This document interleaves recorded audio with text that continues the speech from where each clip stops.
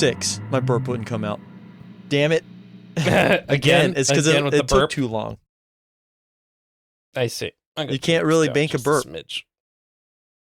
You can't bank a burp? No. You can bank a burp. Not for long. Not for like, a solid 3 seconds. Anyways, we're back. And we're back. Yep. It has We did it. We came back for a 3rd season. Yeah. It has been, honestly, Dale, I mean, we'll talk about what may or may not have happened in the interim, but it's been kind of nice to be on a break. I almost forgot that I was a podcaster for a little bit. Yeah, core being of your like midlife now, you've completely forgotten about it. Well, now that I'm going to be a yoga teacher, it's kind of like, Yeah, you've said it 3 times, so now you're committed. Oh, no, I'm actually signed up for my yoga teacher training. I said that. I'm signed up. Mm-hmm. I've actually been doing hot yoga. I've been going and doing hot yoga at a studio in town. Ugh. Oh, it's so fucking hot, dude. Yuck. It's so hot. And you know what? They also turned the temperature up really high. That's my joke. Yeah, it's like it's sauna. It's like 110 to 115 degrees. The first time I went, I didn't take like any kind of towel. Everybody else had like towels on top of their yoga mats. I had, instead of a towel on top of my yoga mat, I had literally 2 inches of sweat. Just like, but after did you just do one of these where you're sliding apart with your hands? Every time I would change a pose, my foot would move in like my sweaty rubbery yoga mat and go like a rubber like sound like. But like the sweat came out pretty clean after like the first couple minutes because like you just sweat everything and then it's just might as well just be water. Drink it right up. Gross. Ew, no, yuck. Well, it's fucking hard, but it's fun. It's very fulfilling, and I liked it. Oh, cool. Yeah. Seems like a year's worth of news has happened while we were on break. Yeah. But you know what? Not going to talk about it. No, we'll run it down. A guy got shot. A bunch of people martyred him. Turned it into a religious ceremony to unpack a weird religious project that we knew they were going for anyway the whole time. What else? Invaded a few cities. Invaded some cities in very dramatic and horrifying ways. Going to war with a minor country just because they have oil and fentanyl. Yeah. What else? Oh, we have no government. Yeah, we don't have a government. And then I don't know what else is up. I've received every G.I. Joe that I ordered this year in the last 3 weeks. And my pocketbook has reflected this, so that's also something that's happened. That's a personal thing that's happened to me. Nice. I went through the whole process of buying a house and getting financing and all kinds of stuff just to in the final, I don't know, sports reference, final minutes of the quarter to have it to find out that it was absolutely riddled with termite damage. So I dodged a bullet on that. Oh, no.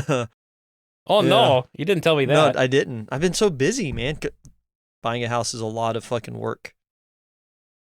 Oh. Yeah, to find out that you don't want it. It doesn't matter because we got this Globodyne deal that, we got going on. But we don't qualify. I did find out, and I never told you this, that we don't qualify for Google ads. We don't qualify for ads on Google. because we mark our podcast as explicit. Really? Yeah. So they can't have like weird AI ads advertising weird cutting boards or taking salt to lose weight or anything like that. AI Oprah telling you she lost 20,000 pounds of salt, Himalayan salt, or. Well, I'm down 18 pounds now on the JW diet. So just saying. Just works. Mm-hmm. Just works. Just wait, just works. Oh, that's a good tagline. That is actually. You should write that down. That to them. I am going to write that down. TM. Copyright. Ours. That's our idea. I don't know. I've missed it. I miss talking to you, dear listener. I have too. I've missed sharing my thoughts with you because I can't hear you when you inevitably surely are responding to us. Screaming at the top of your lungs in the middle of your car. Yeah.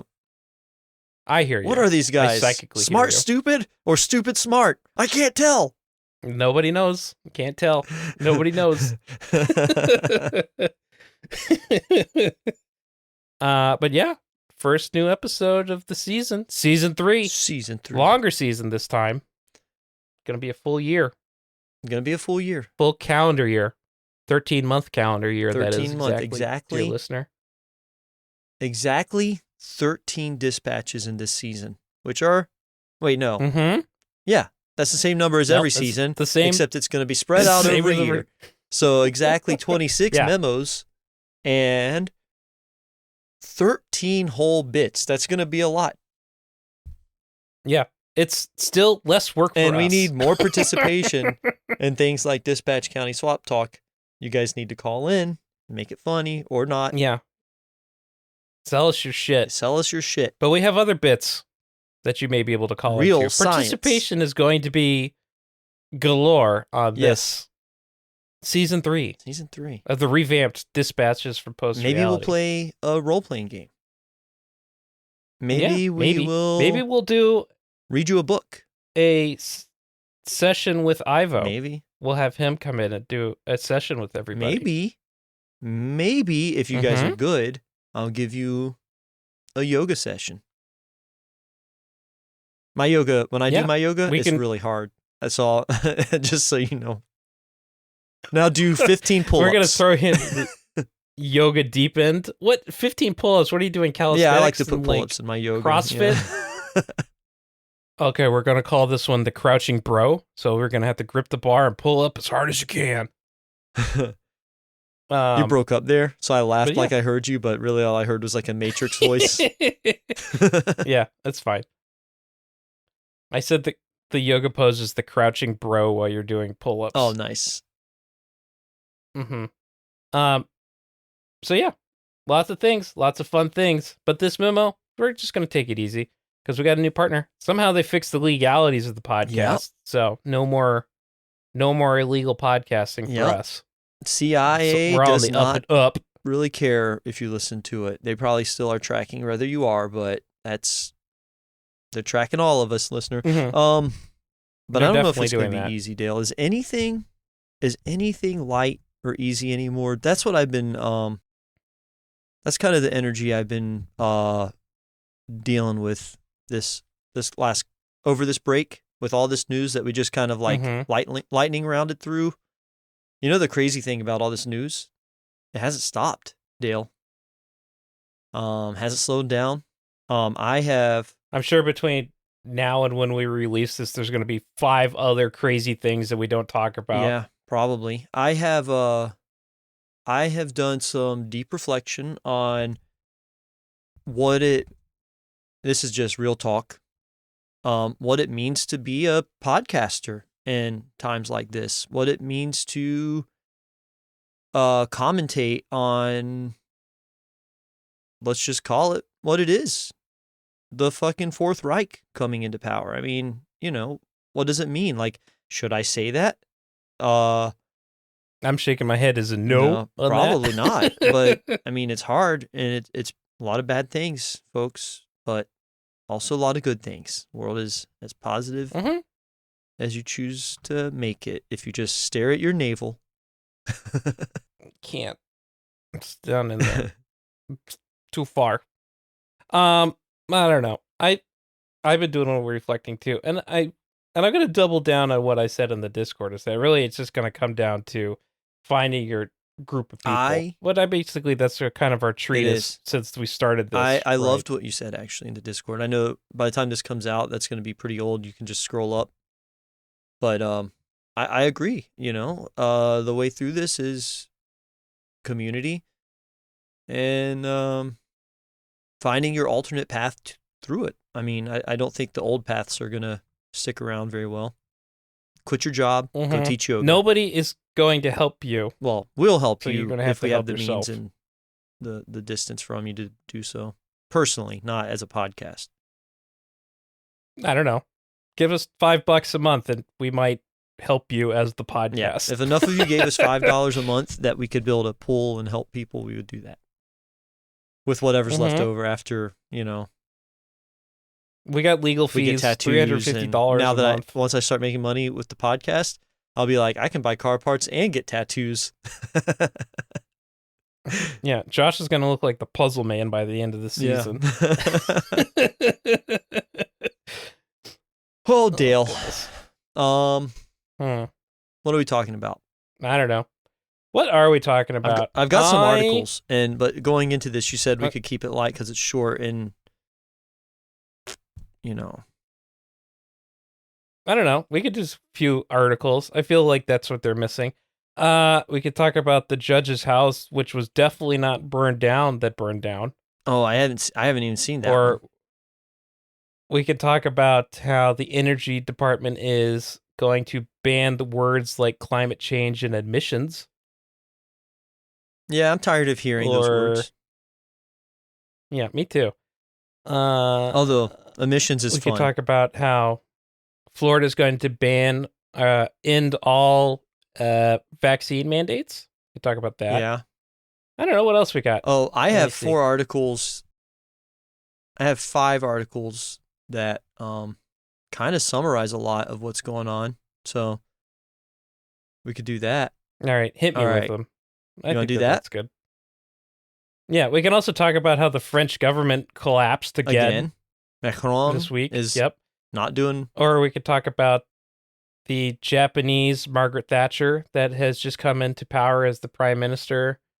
I don't know. It's all kinds of cool stuff. All kinds of fun things are happening. All good. Yeah. Mm-hmm. All right, so this is on The Hollywood Reporter. I haven't seen this movie, but it's a Paul Thomas Anderson movie. And it's conservatives take aim at one battle after another. Year's most irresponsible movie. That's in quotes. So have you watched the trailer for it? I hadn't heard of it until I was like, looks like it whips shit. It looks like things it we're talking about. Yeah, but it sounds cool. So this movie is, quote, telling the tale of a burned out revolutionary who endeavors to save his daughter from a white nationalist military officer. It's perhaps surprising there hasn't been more noise so far from those on the right. The film opens with a celebratory raid on an ICE facility to free detainees and shows government agents coldly executing unarmed suspects and setting an undercover agent into a peaceful protest to throw a Molotov cocktail to justify increased force. Some of these things our government actually has done from both sides in the past. So, like the Molotov cocktail thing. And the executing unarmed suspects, as far as we know, hasn't happened yet, but if you guys haven't followed and read some of these Department of Homeland Security raids happening in cities like Chicago, they are pretty fucking bleak, actually. But this is a movie. This is a work of fiction. So based on a book by what's his name? It's the book is Vineland. That's Thomas Pynchon.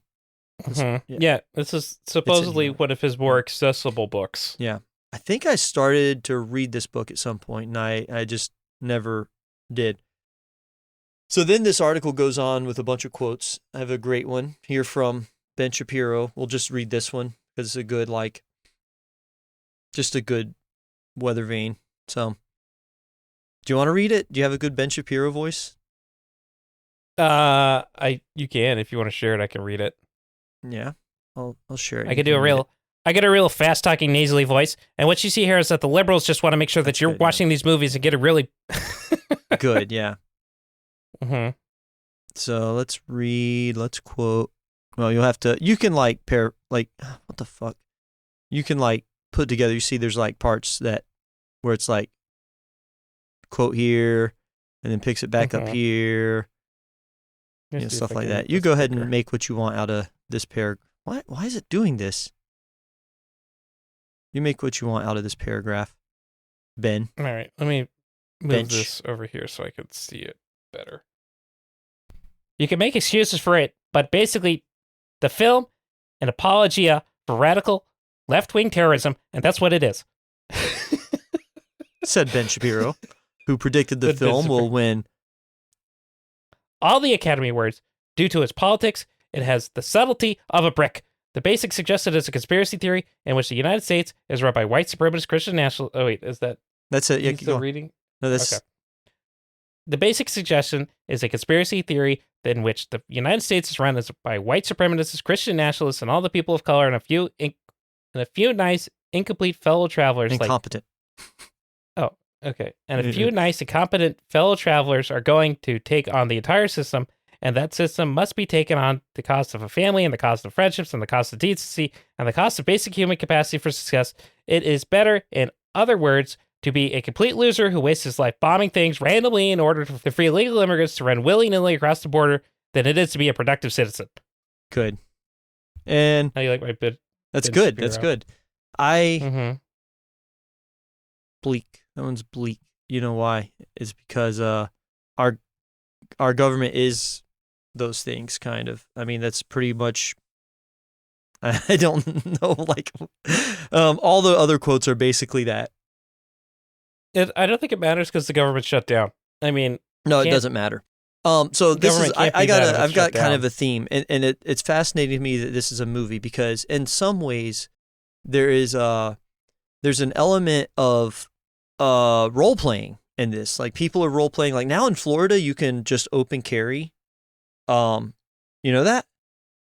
Ah, cool. Yeah, you can just carry gun. You can just carry gun wherever you want, and it's all role playing because like statistically, the person carrying the gun that feels entitled or empowered or whatever to carry his gun in public is far more likely to wind up shooting himself than saving somebody or stopping a person from stealing needed medical supplies from a CVS or anything, you know. It's all just a weird role play. Anyway, I don't want to make it, you know. That's good. We're not a political podcast. Not a political podcast. So then, like, we're here to coming off of that, the goofs. Just as a commentary off of that, I've got this article here on Politico. Trump open to invoking the Insurrection Act.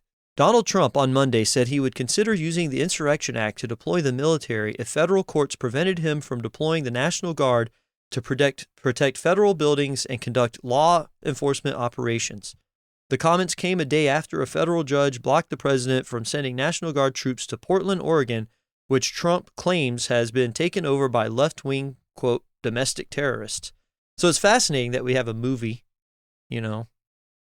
Can we just talk about real quick the irony of a guy who committed an insurrection, more or less, is going to use the Insurrection Act on other people? I love that for him. Yeah, I love it for him. It's beautiful, powerful leader, not a man to be trifled with. You know, the one comment I had about the movie, actually, to touch back on that for a second, is that the one thing that all of these comments had in common, besides decrying the left as portraying the right as a bunch of Christian nationalists and white supremacists, was that the article actually kind of went on to say that the right was calling it irresponsible in this time where the left is more prone to violence and it's encouraging violence. But the violence that, I mean, it's this goes back to the role playing, right? Everybody, not everybody, because not me and not you, not a lot of people that I know in my personal life, but many people seem to want something like a civil war. And they just aren't willing to go ahead and throw the first brick through a window or whatever. So they just keep painting the other side or whoever as violent terrorists that have to be taken out. I mean, you know. I mean, it is a little disconcerting. It's because that's what the media has been feeding them. I mean, like, everybody's complicit in this. I mean, there's not a incomplicit person from the whole level and everything else like that. That's the reason we just got to turn it off. I mean, like, there's nothing that I can recommend you more, dear listener, than to just turn it off. Turn off social media, turn off the news, turn off all that shit, because it's just going to make you just, like, nuts. It's going to drive you insane. Go outside, look at the full moon. Full moon was beautiful. Did you see the moon last night? Super moon? Beautiful moon. Touch grass. You know? It's not even that. It's that, like, so I posted that video of the guy who was talking about that Logan Paul video that was made 100% with AI. So at this point, like, you can't even like well, the moon trust. is real. We're not gonna say the moon's not well, real. you could trust them. Yeah. Well, it's hollow, but that's besides the point. You can't even trust the videos that you're seeing because everything can be now fake. AI videos. I used to think that like 2 years ago, I was like, no, this will never fool anybody. This shit looks like so stupid. I mean, like, a friend of the podcast, Uncle Rico, keeps sending me stuff all the time, right? And it's becoming increasingly hard for me until I see like the little bit of wiggle that this is an AI video. Yeah. Right? Oh, and yeah. it's becoming increasingly more difficult for everybody. But here's the thing. It's going to get to... Oh, go ahead. Go ahead and finish your thing. No, go ahead. Go ahead and finish your thought. I was going to say is that, like, it's... At this point, there's no point in trying to engage with it anymore because you can't tell unless you see it physically in 3D real space. Exactly. And you know what that is, Dale? That's the same thing. And I said this in like 2010 when Facebook finally first came out and started breaking people's brains, the older generations around you. It's that those people that raised you and told you when you were a kid not to believe what you saw on the TV, or otherwise known as the screen, have lost their ability to recognize that, like, this is still a screen and you can't believe what you see on it either. Don't believe what you see on the screen. What's real is the people in your life around you. And that's about it. The things you can touch, like the moon and the grass. You can't touch the moon, but you can see it. I could touch the moon. You can touch the moon. I could touch this full moon right here as I pull down my pants, showing my pull butt. Your pants back up. Jesus. Look at my butthole. I don't want to see your butthole. Nice. Yeah, got him. I got him, dear listener. This is why we don't do video podcast. No. All right, article? Sure. Keep going? All right. Flight chaos as air traffic control systems go dark and planes left stranded for hours. Yeah, I mean, like, this one, it's like, what else is new? Like, come on. Well, this has already happened. Planes are like falling out of the sky, like, left, right, and center. I mean, like, who cares about air travel anymore? Well, too expensive, can't get anywhere you want to go anyway, so why bother? Well, the art department and I were talking about this earlier, and she said that basically her theory is that they don't care about this because they all have private jets and they don't really want us to move around. They don't want us to have the freedom to move around, Okay, you want me to put on my tinfoil hat? I could do this whole bit from memory. Okay. Right? Yeah. Is that they want to limit your ability to do cross state line traffic, just like the same thing with the 15-minute cities. So they're going to make the infrastructure for airlines bad. Trains are already non-existent.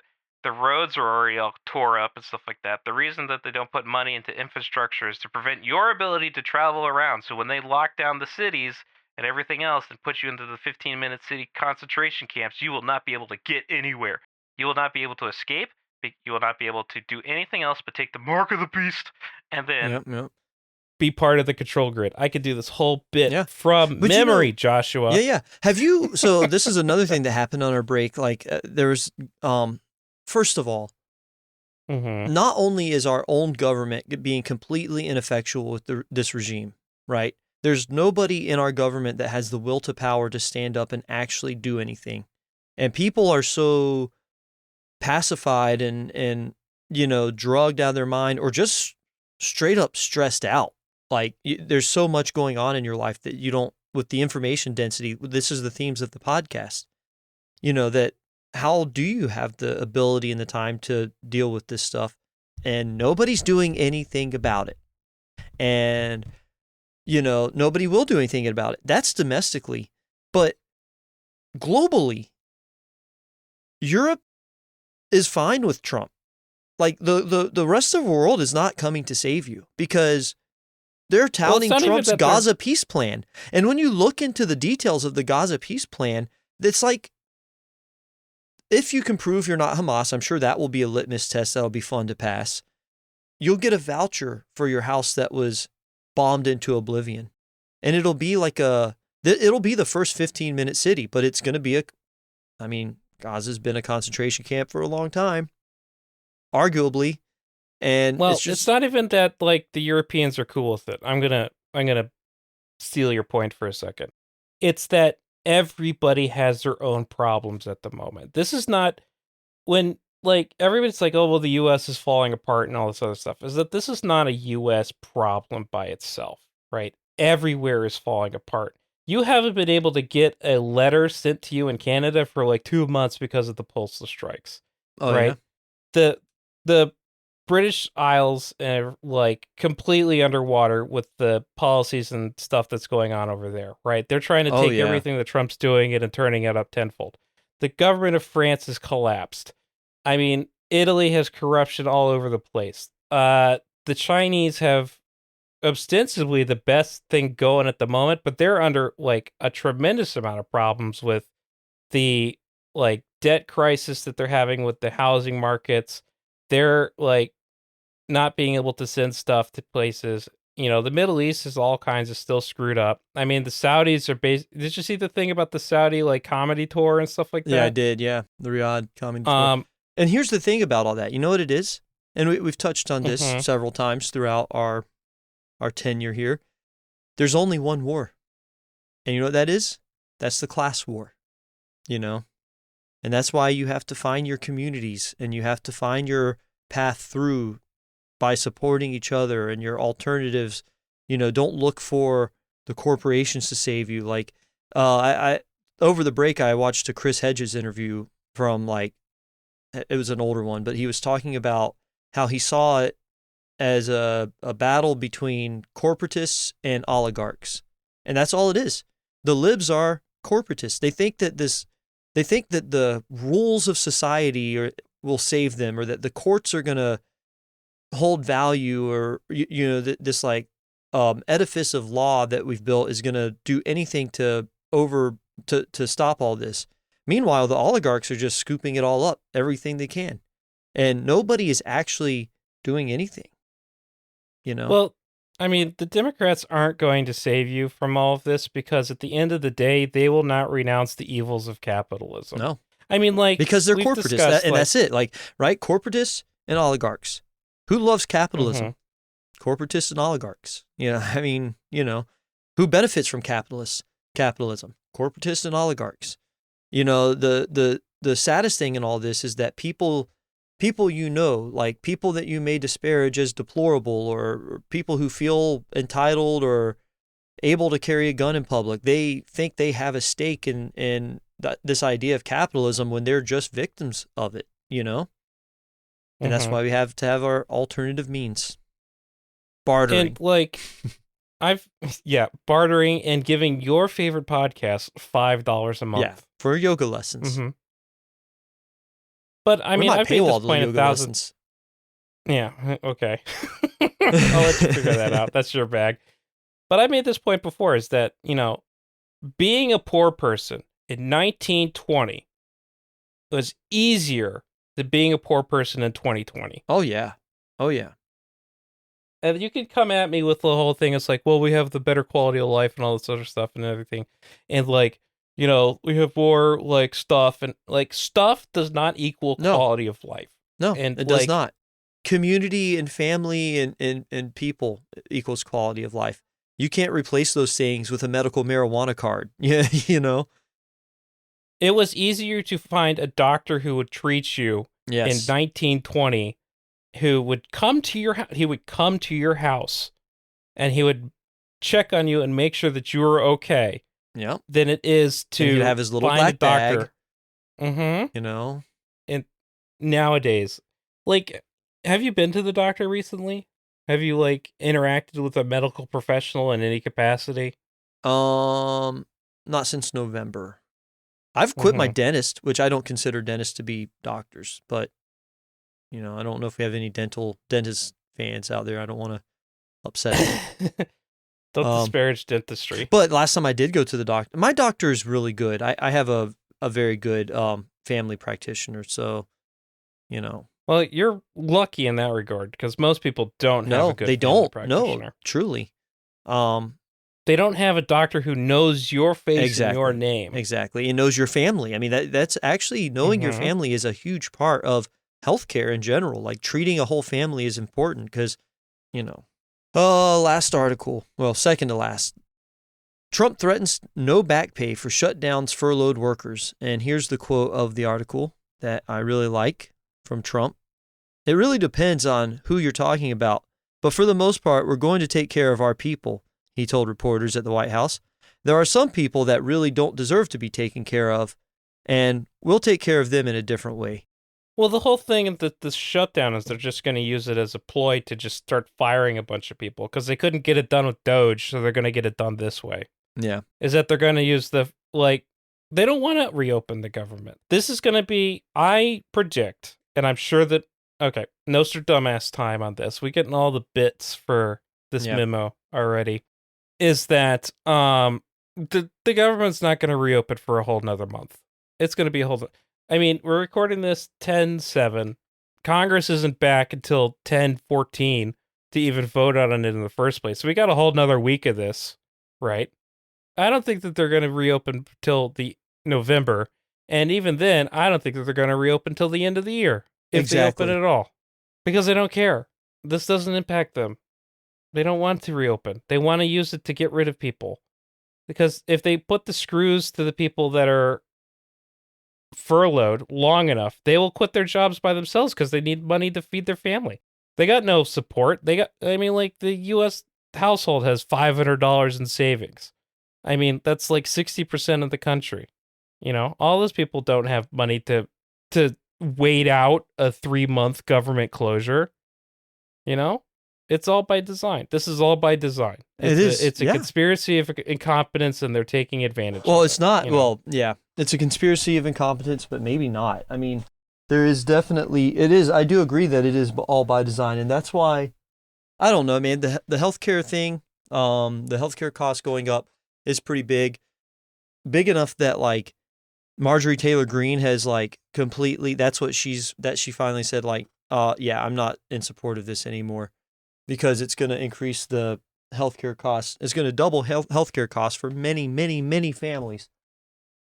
Well, Northwich, Georgia, her constituency, right? It's not well off. I mean, it's a rather poor area. So this will greatly impact the district that she represents. And she knows that. I have to read this. I have to get ready to read this Zoltar card. Mm-hmm. And I need my reading glasses because I'm not wearing my regular glasses anymore. Give me just a second. Okay. I can't see without my glasses. Oh, Scoob, I can't see without my glasses. Gee golly. Jinkies, I can't see without my glasses. Real talk, listener. Just me and you while Josh fumbles around for his spectacles. I think we'll be fine. Yeah. Will this next couple years suck? Yeah, Sorry probably. about that. Sorry. I'm back. Okay, Josh is back. I'll talk to you later, listener. I'll talk to you later. Yeah. So that's my articles. I actually have one more article. It was going to be the Marjorie Taylor Greene one, but we just covered it pretty much. One more thing though, I actually had 2 articles past it, and I just like this one, and I feel like it's a good positive note. Yeah, we don't want to. We're not the doomers. Our brains evolved to socialize. What's that? We're not doomers. We want to be positive. No, we are positivists. We are apocalyptimists. Said it in season 1. Apocalyptimists. Okay. This is on the Wall Street Journal. Weird place to put it. Oh, well, not really. It's a quantity thing. Our brains evolved to socialize, but max out at about 150 friends. I tell you what, listen. Oh, I saw this one. I'm friends with every one of you, and there's not 150 of you, but I have a lot more friends too. So, and I think that nothing should limit your community connection because your brain is actually just a piece of fat that sits inside of what is just your future corpse. Your mind is a infinite quantum computing entity, and the limit of connections and memories you can form has no end. Well, it's also your brain is a meat antenna for the global consciousness. So, True. But Well, I'm perfectly content knowing that I will never max out on my 150 friend allotment. So, you don't think so? I have maybe 10 friends. So, I think you have more than 10 friends, Dale. You have at least 10 listeners, so. Yeah. But unlike Josh, I see you guys as coworkers and acquaintances. So. It's because you guys all work for me, just like Dale. Mm-hmm. Can't be friends with the people you work with. Well, you can be. In fact, you should be, because you spend more time with them than you often get to spend with your family. And if you're not friends with them, then what are you even doing with your time? Working. That's what everybody at work should be doing. No. Well, Dale, I disagree. I don't care. Okay. Well, what else are we going to talk about? I think that's it. The comet. The comet is coming. That's another thing, right? Yeah, the comet's not coming anytime soon. It's not going to hit us. It's not an alien, guys. I know that like a lot of crazy people are saying it's possibly an alien. It's not. It's just a comet. It's not an alien. The comet can't be an alien, idiot. It's a spaceship. Yeah. Duh. The aliens are inside of the comet. It's not a spaceship. It's just a regular comet with a tail. Nothing is coming to save you, in other words. Only you can save you. Only we can prevent this forest fire. I will save you, listener, for $5 a month. Yeah. Well, we will save you. We're out here fighting this forest fire. But we need money to do it. That is not a lie. Oh, speaking of forest fire. Okay. Actually, you know what? I want to talk about The Last Bus. Oh my God. This is such a good fucking movie. Everybody needs to watch this movie. With Matthew McConaughey. The Lost Bus. Yeah. Yeah. It's like good. You need to watch this movie. Because at the end of this, you will hate like utility companies. Okay. Yeah. It's a good movie. It's a anti-utility company messaging. Well, it's about the Paradise wildfire, and they make it abundantly clear that PG&E is the bad guys of this movie. So okay. I wonder if there's a Ben Shapiro article about that. I doubt it, because he would have to actually watch the movie to make a statement about it. Instead of just going to the movie theater and just doing just next to the poster. I don't like this thing. I don't like stuff. Let different people like race things, Superman, Ben. as if Superman didn't come from a different planet. Did you watch Superman? Great movie. 7.5 out of 10. 7.5 out of 10? Mm-hmm. You know what I liked about Superman? What? I liked the part where Lex Luthor in the pocket dimension had all the monkeys like typing and doing basically like agitprop and because it's what we're doing. Yeah, that was pretty funny. Happening. My favorite part of the Superman movie, Mr. Terrific. I liked his character a lot. I did love Mr. Terrific a lot, yeah. Mm-hmm. I actually liked the Green Lantern played by Nathan Fillion a lot also. Yeah. You like Guy Gardner? Yeah, Guy Gardner. And I realized at the end that the rock guy was Alan Tudyk. I love Alan Tudyk, so great movie. I actually liked that movie a lot. It was good. Probably the best Superman movie to come out in a while. Oh, for sure. So. Yeah. Mm-hmm. I liked it better than any Henry Cavill Superman movies, which I didn't dislike the Henry Cavill Superman movies. I can go on about that, but we'll need another 4 hours. How are you on old Superman movies? Like the Christopher Reeves. Like the Christopher Reeves ones? Yeah. I like the first one. Okay. I don't know. I really actually don't really like Superman as a character very much. Like, having all the powers is kind of boring. The best Superman, actually, and I will fight you about this, listener, is Superman, the New Adventures animated series that was a spinoff of Batman, the animated series. Yeah. That is the number one iteration of Superman in like a video form. But, right? That's like saying that Batman, the animated series is the best Batman, story, because it's just not fair to even compare that to any other, No, it's not. But I'm just saying, like, if we're going to throw down on which one's the best iteration of Superman, it's going to be that one. I like Subman. actually. Sup? Yeah. What? We're gonna get back into the super space argument again. Yeah. Okay. All right. Let's read this Zoltar card and then finish up. And I think after this, we're gonna have this episode. We're gonna have a music feature. Yeah. Yep. Mm. Oh, look, this is good. I like this. Okay. Gotta channel that Zoltar energy. Your life is a movie, and you are the star. Every moment of your existence is a scene from the same story. Only your unique touch can turn it into a masterpiece. Embrace the power of self-expression as you take center stage. Trust in your ability to advance the plot and shape the narrative. Write a script that satisfies your heart's desires and your soul's longings. Remember that challenges make your story interesting and are stepping stones to growth. Triumphs are shining moments of celebration. With each scene, find the courage to show your vulnerability, love, and joy. Become a nuanced, interesting character. Audiences applaud those who strive to leave an indelible mark and who aren't afraid to show both their strengths and flaws. I like it. I think that's a good thing to leave off on. Kind of the theme of the episode, huh? Mm-hmm. Go be interesting, listener. Be yourself. This is my takeaway from my yoga work. And hey, I ain't hiding it no more. My ayahuasca ceremony. I know. Go be the best avatar of yourself that you could make yourself into. Mm-hmm. And if you can't do that, dear listener, just be like me. Just be me. That's kind of it, though. You're the best avatar of Dale. Oh, be Dale parasocially. Okay. Yeah, just that's why we're here. If you can't be the best avatar of yourself, just cosplay as us. Be Josh from Dispatches from Post Reality, or be Dale from Dispatches from Post Reality, and tell people about our podcast while you're doing it. That's what I do. Mm-hmm.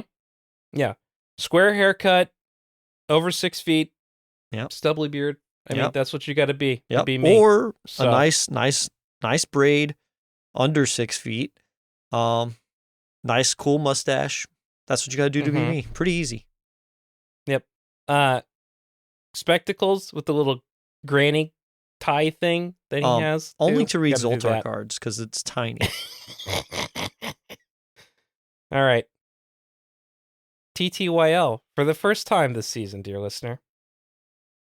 Good night, listener, and thank you for joining us on this first episode of Season 3. And hey, here's a preview of what you can expect in Season 3. Hello, caller. Thank you for calling into Dead Air Live. What do you have to talk about tonight on Open Air? I'd like to talk about my alien abduction. Oh, sounds very interesting, listener. Why don't you go ahead and tell us about that? Well, about 3 weeks ago, I got up in the middle of the night because I had a little bit of a tummy rumbling. My old lady had made a pot pie, and I don't know what she put in it, but it was eating me alive from the inside out. So I went to the commode, and I was sitting there, and then I heard my coon dog, Jethro. He was outside just wailing away, and I don't know, man. He just was going nuts, and then all of a sudden he just got real quiet, just real quiet. And then I seen a beam of light coming down in the yard, and I hollered for my wife, Bethany, and I hollered for her, and she didn't say anything, and the dog stopped barking. It was dead silent, and I seen that light out there, and I think they got me.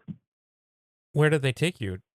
Did they take you up into the spaceship? Did you get to see any of these aliens? Well, yeah, they were like, they kind of looked like them grays, except these grays was kind of brown. So I think they was from like further south or something. Anyway, they took me right on up there into the ship, and yeah, they was talking some kind of gibberish talk, but their lips didn't move because, you know how it is in all the movies and stuff. They speak all that telepathic language. You hear some jibber jabbering going on, but you don't really see no mouth moving.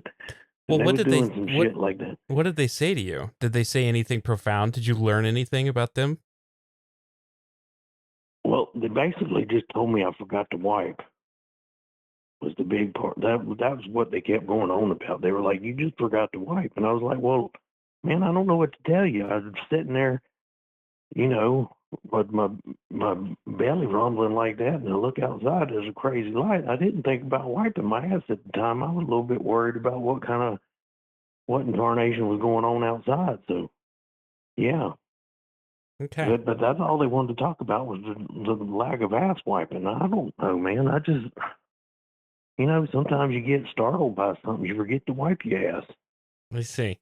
Well, that's quite interesting. We will take that into commercial break and meet you on the other side. Now, if you want to call in with your alien abduction stories, call into 937-265-0654 right now. We'll catch you on the other side of the break. And dear listener, I hope that you were able to clean up after you got back from the aliens. Yeah, I got back in. I took a shower. I smelled a little bit like potpourri for some reason. I'm not so sure. I think they sprayed me down with something to try to get the stink off of me. But, you know how them aliens are. I don't. So I will talk to you later.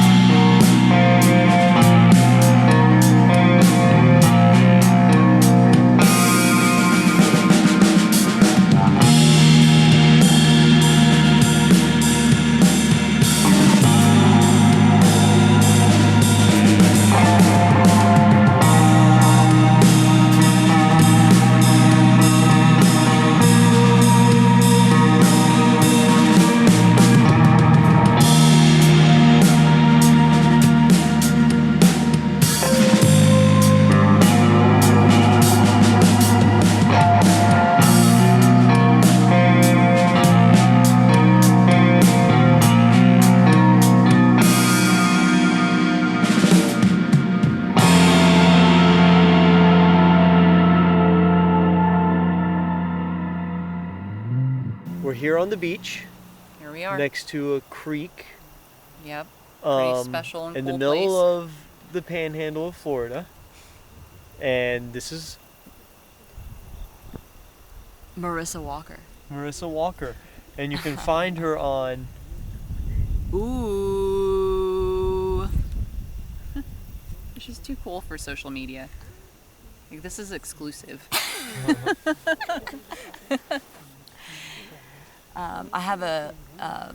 I actually do have a handwritten newsletter. Nice. That I send out. Awesome. So if you want to get in touch with me, you can give me your address, and I will send you a handwritten newsletter every month to let you know what's going on with me. And that's right, dear listener. If you want to get a hold of Marissa, you can subscribe to the Patreon. Okay. And she's going to play Unnamed Song 1. Unnamed Song 1. I think I'm actually going to play the song that I always go to. And this is a song that I received in the spring of 2023. And I was pregnant with my youngest daughter. And I was on a mound by the apartment complex that I lived in. And I received this song of unity, of love, of peace, and above all, of great remembrance. A great remembrance of who we are as individuals and who we are as a collective, and what we're here to do. Without the distractions, but what are we truly here to do?